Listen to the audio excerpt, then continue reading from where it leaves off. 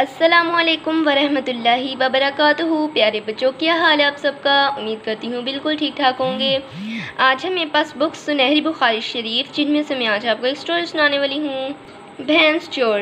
प्यारे बच्चों, जुल्म करने से बचो, वरना मुकाफ़ात अमल का सामना करना पड़ेगा, जैसे इस भैंस चोर को करना पड़ा था।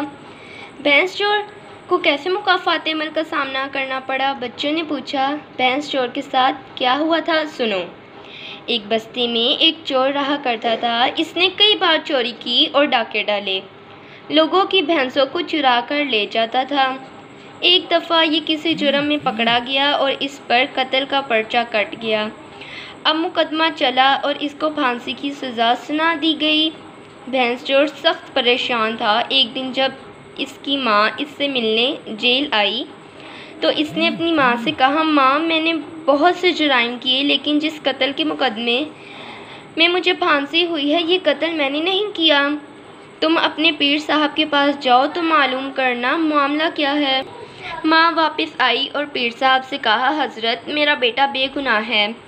आखिर इसे इस जुर्म में क्यों फांसी की सज़ा सुनाई गई जो इसने किया भी नहीं है? पीर साहब वाकई अल्लाह वाले आदमी थे। इन्होंने इस चोर की माँ से कहा, बीबी, अपने बेटे से कहना भैंस माफ़ नहीं करती। माँ ने वापस आकर बेटे से कहा। पीर साहब ने कहा, भैंस माफ़ नहीं करती।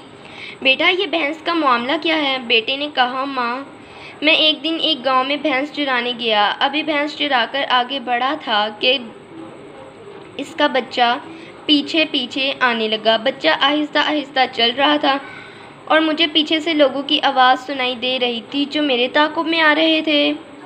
बच्चों को देखकर भैंस मुड़ मुड़कर अपने बच्चे को देखती और आहिस्ता आहिस्ता चलती थी। मैंने भैंस के बच्चे को गोली मार दी और वहीं पर मर गया।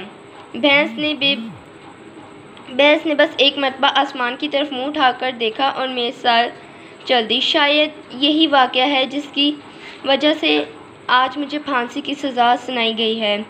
तो बच्चों, जुल्म करने से बचना, जुल्म नहीं करना, क्योंकि हदीस शरीफ में है, मज़लूम की दुआ से बचो, क्योंकि इसके और अल्लाह के दरमियान कोई पर्दा नहीं होता।